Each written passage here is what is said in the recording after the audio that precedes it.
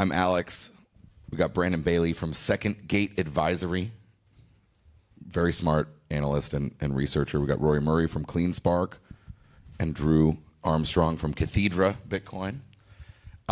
We could talk about the ETFs a bit, I think, but I think Brandon covered and covers public miners and publicly traded equities a lot. Rory and Drew both leading publicly traded Bitcoin miners. I think we'll talk about the ETFs a little bit insofar as they are also publicly traded equities. But I would love to focus a lot on what it is like to run and operate a publicly traded company in Bitcoin, specifically a miner. I think we'll probably touch on DeepSeek a little bit. And does that change? But before we do any of that, I'd love to each guy to just say hello and tell us who they are and what's going on. Brandon, let's start with you. Sure. So Brandon Bailey, co-founder of Second Gate Advisory, which is a boutique advisory and consulting firm working with Bitcoin mining companies. Before that, I used to have the pleasure of working with Alex Thorne at Galaxy. I was on the mining team and mostly focused on special projects there and mining research. Hey everybody, I'm Rory Murray. I'm the Director of Digital Asset Management at CleanSpark. I am helping us build out our Bitcoin treasury management strategy. Prior to that, I was building decentralized capital markets on blockchain technology. I will not say Ethereum in this room. And then in a previous life, I was at a global macro fund called Discovery Capital, where we traded everything from Israeli equities to Turkish lira swaps to Turkish lira options to South African interest rate swaps. So got a front row seat to the globes and blowups of the global emerging market complex, which actually prepared me well for Bitcoin. And I'm Drew Armstrong. I'm the president and COO of Cathedra. We're a publicly traded company on the Toronto Stock Exchange Venture Board that develops digital infrastructure with the goal of increasing our Bitcoin holdings per share. Before that, I had the pleasure of working with both Alex and Brandon at Galaxy Digital, where myself and AJ Scalia, CEO of Cathedra, helped start the Bitcoin mining team there. And then was a self-loathing investment banker before that. But I guess also before we kick off, I did notice some cameras being touched. Is this recorded for the benefit of the panel? Okay, so good to know. Good to know. Good to know when we're talking about publicly listed not that we would ever say anything that would not be befitting of folks who work in public markets, of course. Exactly. By the way, Galaxy, a very large conglomerate crypto firm, investment bank company, so it shouldn't be surprising that there are a lot of people that come out of that place, right? Let's start with Drew. You are the CEO or COO and president of a publicly traded miner. Alex keeps trying to promote me. Dear AJ. You just mentioned, though, right off the bat, and I know we're going to talk about this, but let's go right to it. You said that your goal is to stack Bitcoin with Cathedra. I remember you wrote a really compelling letter to your shareholders a year ago, 6 months ago, explaining that isn't the case for all Bitcoin mining companies, right? I mean, why not? Why isn't your goal to generate as much revenue as possible? Like, what is the difference between those two, and why did you choose this path? Yeah, so, I think our story begins on the Isle of Yap. But no, basically, myself and AJ Scalia, we were brought on to our current positions in what is now Cathedra Bitcoin in around Q4 2021. We were Bitcoiners first. I think we are as bullish today as we've ever been on the future of Bitcoin. And now we've experimented with different business models within Bitcoin mining. But one of the realizations that we had in the bear market in 2022, in the wake of the first the Luna collapse and then the FTX blow up, and then continuing on to 2023, we were looking around at a lot of our peers that were pure play Bitcoin miners, and we noticed two interesting statistics. One, most of the publicly traded Bitcoin miners, and this statistic dated around to 2023, and it's probably changed now given recent appreciation, but many of them had raised more capital over the course of their history than their market cap was worth at that point in time. Basically meaning they had not been creating returns on capital for their investors. They had actually been destroying capital. And we were thinking about, why is that? Well, starting in 2019, well, I think Riot was actually the first publicly traded Bitcoin miner, or publicly traded company to be focused on Bitcoin mining. And I believe that happened in Q4 2017, but the Riot team can keep me honest. And then when you had Marathon announce their pivot in, I believe it was 2018 is when they started, 2019 was when they were going full bore into Bitcoin mining. It really was a race to become the biggest as fast as possible. And that was done primarily through dilutive equity financing in the form of these ATM offerings. And so the first chapter of publicly traded Bitcoin mining companies was basically dilute at all costs, grow at all costs, so that you can keep growing your hash rate. Return on capital and shareholder returns were not a priority in that paradigm. And arguably, they were not punished for it at all. One of the interesting things that we kind of experienced in running a small publicly traded company during the bear market in 2023 was that this sort of seemed to just be par for the course, and many of these public companies were still diluting their shareholders every single day, even though their stocks were down 80%. And it really kind of just made us think a little bit differently around pure play Bitcoin mining as a business model. Now, some have been able to do a good job, which brings me to my second statistic. Thinking about Bitcoin holdings per share, right? One of the reasons why, or the question we would always get from the CIO at Galaxy back when we were starting the Bitcoin mining team was, why wouldn't we just buy Bitcoin? Is Bitcoin mining a source of Bitcoin-denominated returns? And interestingly, if we also look back, I think this statistic would be dated around summer 2024 when we looked this up, that of the 10 largest Bitcoin miners, 9 of them had less Bitcoin per share than they had 4 years ago at that same point in the cycle. In fact, the one that didn't is actually sitting next to me right now, CleanSpark. So all the way of saying, when you're thinking about public markets, it's a little different than private markets because there are all these other ulterior motives and incentives that can distort your the capital allocation that a lot of these companies do. And it's interesting because you're simultaneously managing a business and a public vehicle. And so there are all these different incentives that happen. But I'll kind of like wind down the rant just by saying I think one of the reasons why this is going to be a really interesting topic is the landscape has changed so much in the last 12 months since we had the ETF approved. MicroStrategy has also really changed the way people are thinking about that, to say nothing of all of the other holding companies that are now announcing that they're also on a Bitcoin standard, such as Semler Scientific, Metaplanet. But yeah, so that was an incredibly roundabout and long-winded answer to your initial question. I think it was a good answer. Rory, do you want to step in? How does CleanSpark think about this? Are you here to mine and earn revenue, or are you here to increase Bitcoin holdings per share? No, I appreciate that we are a Bitcoin denominated business.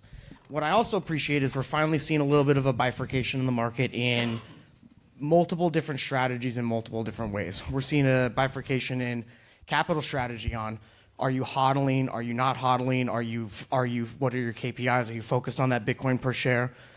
We're seeing a bifurcation in strategies. Are you pure play miner? There's really not that many left. We're basically the last one standing.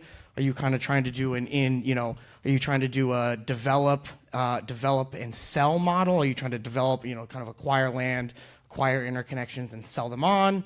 Are you trying to develop those yourself and kind of go into AI HPC data centers? Are you also trying to kind of be a little bit of everything to everybody at once? Getting back to kind of the Saylor thing and getting back to that cycle. What I noticed in that cycle was that you had you had perverse incentives in the market that basically required you to be super YOLO at the top and try to bring on as much capital as you could at that time and then ride it all the way down to the bottom.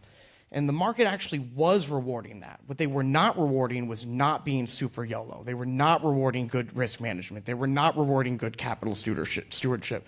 So everybody had to play this super crazy game where unless you were able to unless you were able to raise as much capital at the top as possible, you could ride it down 80%, but the guy next to you went down 85, and the guy next to him went down 95, and that's how you kind of saw this shakeout over the next couple years. So I think that I think that the size of the market wasn't really there. I think the regulatory environment was still very different. I think that there was still a different kind of social environment around Bitcoin.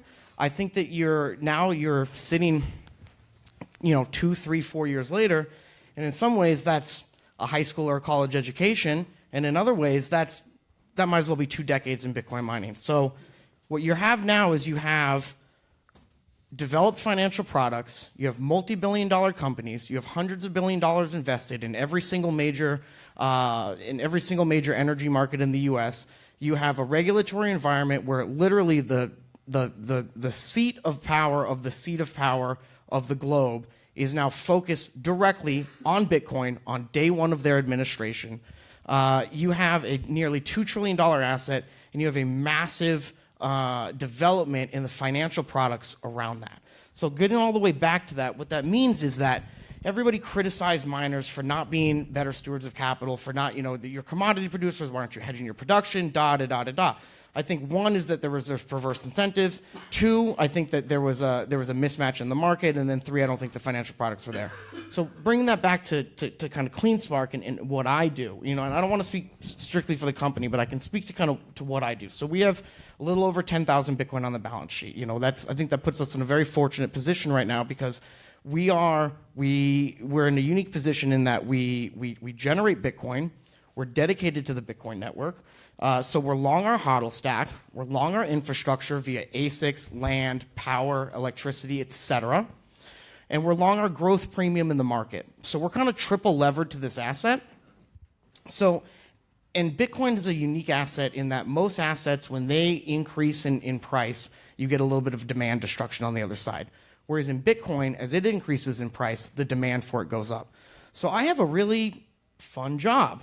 I get to basically figure out how do we lower the volatility of our revenues, drive down our cost of capital, harvest some of that natural offset that we sit in, harvest some of the organic volatility of this global emerging monetary asset when we have some structural advantages.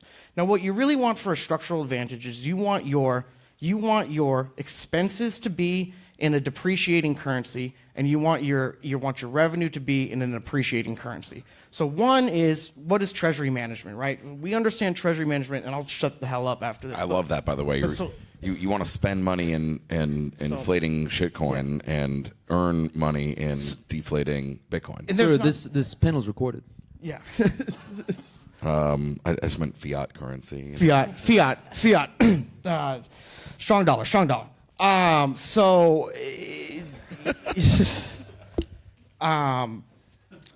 We understand treasury management. What I'll wrap up is here's the unique opportunity set for, I think, myself, CleanSpark, and quite frankly, the industry. We understand treasury management from a traditional finance perspective. You want to match your assets and your liabilities. You want to do some financial planning and analysis. You want to use that to then drive how you manage your cash. And then you want to figure out where to put your assets in a sort of a relatively limited, safe amount of places you can do that in order to drive as much return on that as possible over a limited amount of time while you fund your business. Now, we now have an opportunity to adapt and adopt those principles onto this global emerging monetary alternative where we are generating revenue in Bitcoin. We kind of have those three prongs of the stool, if you will, of our driving our enterprise value. And there's an inherent sort of volatility still in the space that we can harvest. Now, I will say that NYDIG's Ross Stevens put out a really good paper at the end of December that looked at the top 3,000 stocks in the U.S., and it basically showed that Bitcoin is right in the middle from a volatility perspective. So it's not actually as volatile as we think, but there is a natural volatility that we can harvest. So that's what I do. That's what I think about. I think about how do we get as much Bitcoin on the balance sheet as possible? How do we use that to drive down to just drive down the volatility of our revenues? How do we match our cash needs and at the same time harvest these organic offsets that we have versus some of the demand in the market in order to drive down our cost of capital and invest in what we believe are accretive growth opportunities in Bitcoin mining. Wow, two very smart people with really. I was not inclined to interrupt your rant at all, Rory, because this was really, really good. Thanks, sir. I'm not going to summarize it. It was great. I'll get Brandon to weigh in now broadly, and then I'm going to fire off some faster round type of questions that we can get a little quicker on. We don't have too much time left in the panel. So Brandon, you guys consult with a lot of miners, public, private, who knows, I don't know, but you have an interesting different view I think, right? Like a different lens on the mining space by virtue of being an advisory firm that works with miners. Are they all as smart as Drew and Rory, or is there dispersion? How much? These guys don't sound like they need your help that much, but I'm sure there are others who do. Yeah, for sure. No, I mean, these guys, incredibly smart. There's definitely dispersion out there. I think these guys said a lot of great things that I definitely agree with. The way that I kind of think about it, more so with respect to the whole, Bitcoin on balance sheet and putting your company on a Bitcoin standard at the end of the day, I think, one, it's a great thing. I think that putting your company on a Bitcoin standard is sort of about maximizing revenue and value at the end of the day. If the end goal is to accumulate as much Bitcoin as possible, in order to do that, you do have to maximize revenue and your free cash flow. So I think at the end of the day, with that, there's a requirement for new metrics. And I think that Cathedra was spot on with sort of the sats per share metric and kind of communicating and putting that out there into the market. And we kind of wrote a follow-up report kind of exploring that as a new metric for the industry a bit more.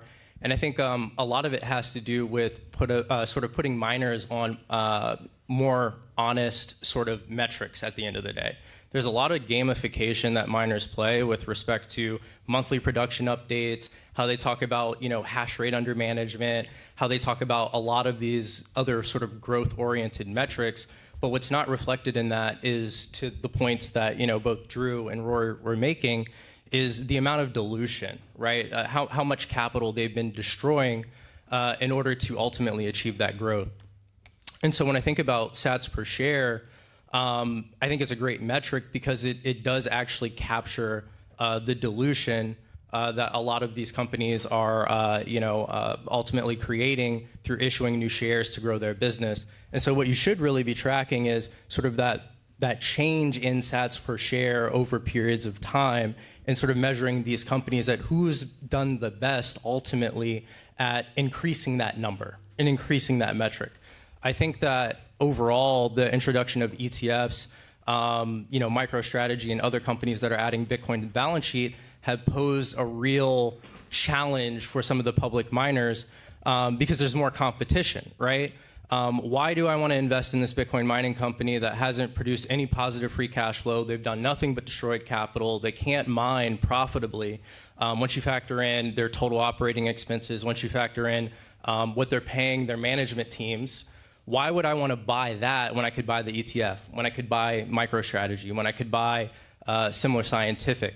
So I think that the competition from these other companies that now have Bitcoin exposure, or Bitcoin on balance sheet, I think are forcing miners to have to be a little bit more honest, or at least a little bit more strategic with how they think about capital and allocating capital. And I also think it is forcing them to have to be more clear about what their value proposition is from an operations standpoint with respect to the market. So I think it's a good thing. There should be a much greater emphasis on operational performance, operational excellence, generating free cash flow, and putting forth metrics that actually demonstrate that that is improving over time. Alex, do you mind if I just say one quick thing before going into the rapid fire round? Yeah, I think one of the other just important things too is for public companies to tell their shareholders, this is what we're trying to do. This is what our North Star is. This is what how we're going to benchmark ourselves. Because I think oftentimes, especially in high growth, emerging, industries, people kind of just forget that. What ultimately is the goal? Is it just to increase your exahash as high as possible, or is it to deliver returns? Yeah, I think that's a great point.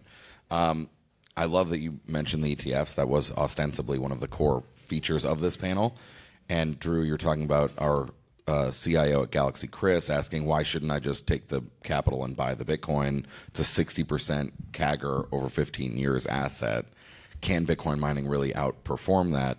In 21, and Rory, you're talking about this too, the perverted incentives. In 21, there were basically no publicly listed equities that could give you Bitcoin exposure except Bitcoin miners. That's not the case today. So why shouldn't somebody just buy the Bitcoin ETF rather than, I don't know, CleanSpark, Bitfarms, Cathedra, et cetera? Because big capital markets have access now. Yeah, totally. And I think that's kind of the key question that brings everyone to thinking about sats per share, like what's really our benchmark. And you're seeing different strategies, right? Whether it's the folks that have gone into AI HPC that over the last 3 months, I mean, really over the last like couple weeks, have had probably the worst performing equities, but for the 12 months prior, we're the best performing Bitcoin mining equities. And that strategy is one of, hey, we're data center developers, we're good at finding energy and then using that energy in the highest value way possible. I think that's totally viable. I respect CleanSpark's stance that they've taken in saying, no, we're going to double down on Bitcoin mining. There's honestly... Triple. There's an interesting case to be... Triple maxi. There's an interesting argument I've heard where someone says, if you're a Bitcoin miner and you think you can outperform Bitcoin, you shouldn't hold any Bitcoin on your balance sheet. Because if you can really outperform Bitcoin, then why, that's just going to drag on your returns. We've taken the view that developing digital infrastructure, say Bitcoin mining data centers for hosting, actually has a really interesting cash flow yield that could be the best way to go and try to accumulate Bitcoin and increase your sats per share. And then you have this whole other angle too, which is new Bitcoin proxies coming in. But it is interesting, and I think it's unsurprising that a lot of mining stocks in the last like 12 months, or a lot of mining investors have been like, why isn't the number going up like it used to? And the answer is because there's now an elephant in the room, and if someone just wants smooth brain exposure, they buy the ETF. But for anyone operating a business, now there's a benchmark you need to outperform. To me, it's a question of sophistication. I think that I've talked about this, which is I think we need to get comfortable in this space that we won, right? It doesn't mean that we're going to stay winning. It doesn't mean that that the future is known. But, if any startup, as they go from startup to funded to Series C to getting ready for their IPO to going public, you have to burn yourself to the ground and you have to rise up from the ashes at multiple stages of that cycle. And guys, we won. We did this. We stood there. They laughed at us. They fought us. They tried to kill us. They went at us with everything they had. And not only are we still standing, but we're over $100,000 on the coin, which is, what price, whatever, but that's a significant achievement. Again, we're in all of the most significant rooms in the world. We're in all of the most significant energy markets in the world. We're in the deepest capital markets in the world. We won. So we need to hold ourselves to a higher standard. And I think that there needs to be more of a distinct maturity that we now bring to this space. And so now to bring it back to why a Bitcoin miner and why some of these other... Yeah. Okay, I'm just agreeing with you. He's egging you on. Yeah, so to bring it back to why a Bitcoin miner versus something else, I don't want to be a proxy just for Bitcoin. I think you should, if you want to just own Bitcoin exposure, buy the ETF, but really hold your own keys, okay? Roll your own, do your thing, get involved in the network, understand. Now, if you want an operating business that is leveraged to the upside, that is in two of the crown, and I always crib Harry Studok's homework on this, but is in two of the crown jewels of the U.S. is our strong energy markets and our deep capital markets. And if you want a business that can take advantage of both, and you want adults in the room who are going to bring a distinct maturity to capital management and capital stewardship, and you want people that are going to take advantage of evolving financial products, and you want people that are going to understand the competitive advantages to raising a convertible bond or a preferred stock or doing equity or doing a Bitcoin-backed loan, then you should come along with us or some of my other peers in the industry that you feel comfortable with, because we're going to need to up-level ourselves in our treasury management strategies, in our capital management strategies, in our energy development and our business development strategies. And if we're not doing that, you should punish us in the market. But if we are doing that, I think that that's a distinct, separate, different way to get exposure, to be involved in the space, and to be involved, quite frankly, in the energy markets of America, the capital markets of America, and the communities of America. It's about a strong network, strong core development, strong businesses and capital markets, and therefore strong communities, and on top of that, a strong America. And Bitcoin is the only thing that aligns all of those incentives all the way down the stack, and you can ride along with in your brokerage account. So that's my thoughts on that. That's compelling. I like that. Let's go. All right, Brandon, same question, and keeping note of how much time we have left. Speaking of time, is it a 30-minute panel or 50-minute panel? We can open it up to Q&A. Okay, after that, we'll open it. Okay. Does it sound good? I mean, if you got a bunch of models, you're like an Excel guy. I know this from personal experience with you. does the input of the CLSK or CBIT CBIT.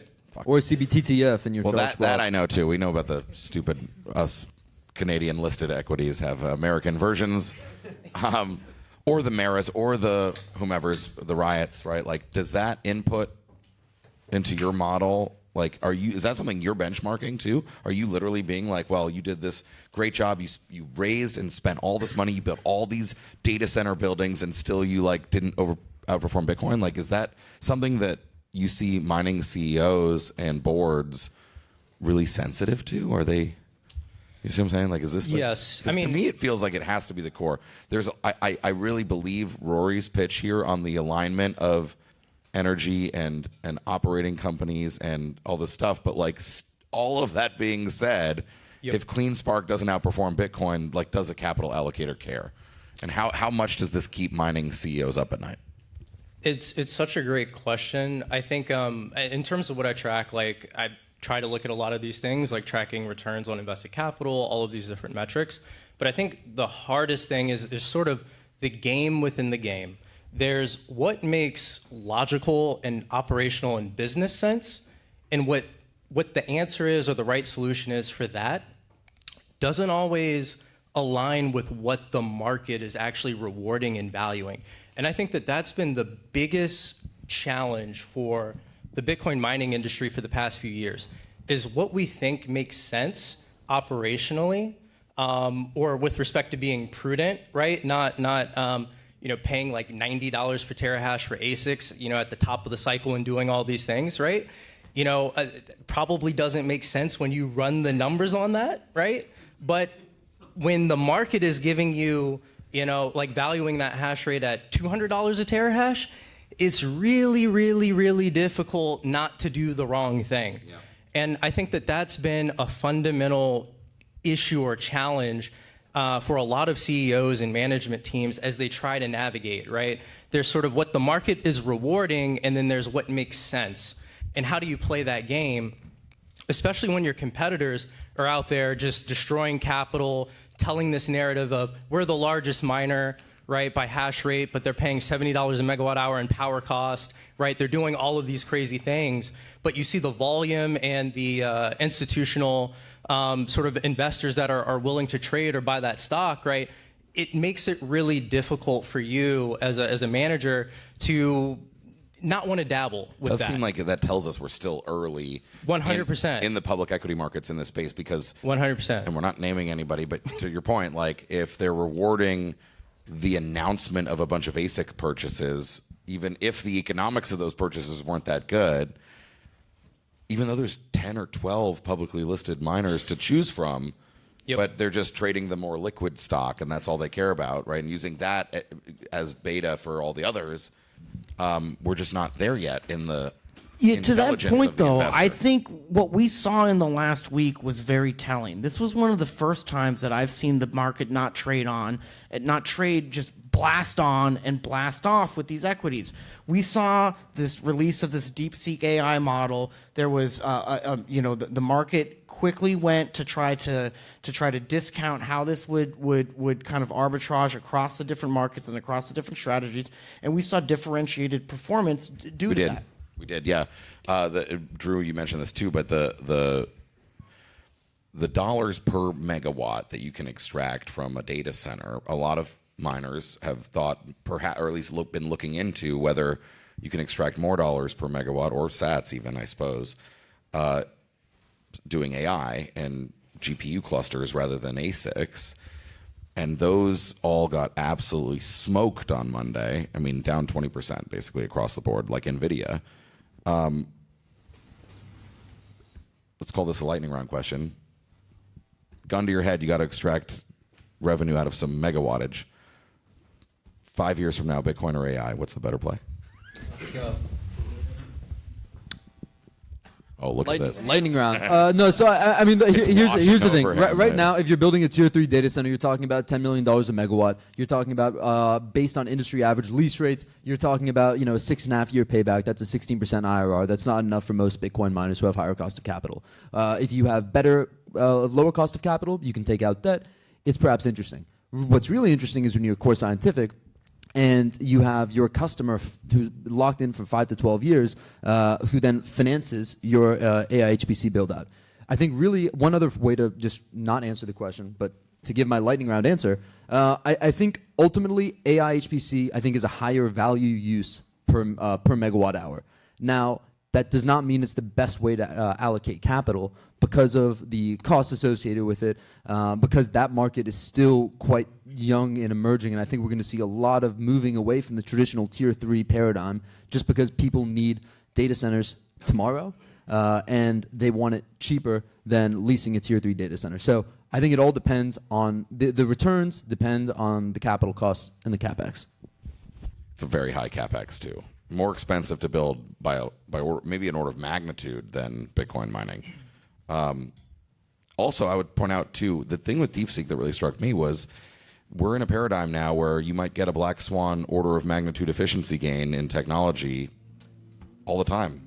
Like, I mean, this should have been good news, right? All of a sudden it turns out, wait a second, we can do a lot more compute for less. Isn't that exactly what markets are about? And I think it exposed this irrational exuberance among investors around like, we don't know how to price AI, but we're just going to like. Yeah, I think it was more that second part, right? I think what it did is it introduced is risk into the model more than I think it introduced risk into the overall outlook. You know, I think that to me, I think I'd sort of agree with the idea of the Jevons paradox, which is that the cheaper that energy goes, the more we're gonna use. And it's like Harry has said this a lot, by the way. And I'm just going to say, if Harry Sudak is not running for office within the next 3 years, I'm going to be very fucking disappointed because I want to hear his bassy voice on my Fox News channel. 3 open board seats for the TVA. There you go, Harry on the TVA. Harry's talked about this a lot, that if we're not in 100 years producing more energy than today, like that's, first of all, it's incomprehensible that won't be the case. To your point, right, Rory? It's like, the only thing that maps onto to the Jevons paradox It is point. the only thing that maps onto human flourishing is amount of energy that you use. But just to that point, you have an order of operations thing. You know, you said in 5 years. Okay, that's fine. But what about in 1 year or 3 years or 4 years? And the only thing that I know that's going to be producing money, that's going to be producing revenue, that's going to be cockroaching in the shadows and working in that duck curve right now today is Bitcoin mining. So, you know, there's an order of magnitude more expense in the build out. There's an order of magnitude more of a requirement, and you need this 5.9s, kind of 99.9999% uptime. You need multiple different lines to put in. You need all of this different infrastructure that you can drop an immersion tank, or you can drop a container onto the back of a dusty West Texas road today and start producing revenue. So to me, it's certainty within that. It's pulling those revenues forward, and it's the operational efficiency and leverage. And then, you know, on the other side, that's great. I love seeing bifurcation of models because the market's gonna judge us over time.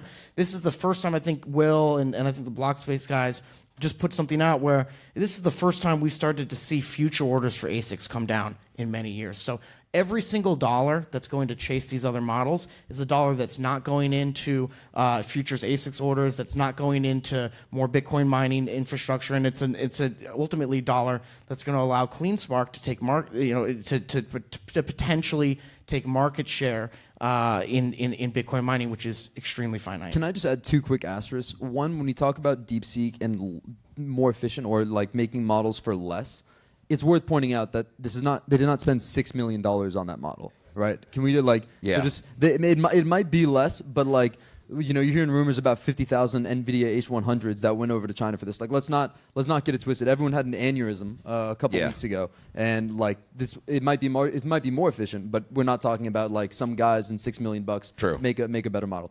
The second thing though that I will just point out when we're talking about certainty, it is worth pointing out that if you look at, say, the Core Scientific CoreWeave deal, that is ARR. And if we're talking about certainty, ARR is very different than commodity production, where any given day the commodity price can go up or down.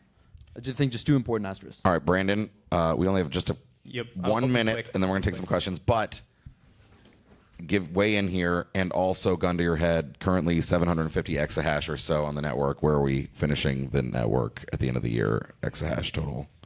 Bitcoin mining hash rate? So I think on the first question, I think with AI HPC, I mean it's a higher multiple business, right? So I think that will be the case just because there's more certainty, the market like certainty. So I think that makes sense. But I think with Bitcoin mining, there's just way more asymmetric upside. One, because of just looking at the change of administration, what's likely to come for Bitcoin. There's so many bullish tailwinds that could result in Bitcoin price rapidly outpacing how much infrastructure or new ASICs could come online, which would be really, really great for miners. I think you also still have the wild card of transaction fees. That hasn't really been the case right now, but hey, if there's more on-chain activity, that would be really huge for miners. I mean, Tether did just launch Bitcoin, the USDT on Lightning. Not just on Lightning, on the L1. I don't think people realize this because it uses TapScript, so it is on the L1 by definition. So yes, so everybody go make some Bitcoin transactions, please. Yeah. Miners are starving. But I think that's another potential upside scenario there. And then I think there's also black swan events with the ASIC manufacturers. A lot of people aren't talking about this, but there's SoftGo, right? I mean, there's increased sort of, I would say, tension with respect to how we think about semiconductors and chips and in U.S.-China relations. Nobody's really talking about that, but it's something to keep an eye on. I mean, if WhatsMiner or Bitmain or somebody were to, they have a breakthrough. Who knows, right? That changes a lot of things for the mining industry, and nobody's really talking about that. Gun to your head, hash rate, end of the year. I still go with 1 Zeta hash. So let's go. Let's fucking go. But we're at exahash. Zeta comes next. Is that what you're saying? Yep. So we go from hundreds of exahashes to just a clean 1 Zeta hash. 1 Zeta hash. All right, let's stop here. This is great. Give these guys a round of applause.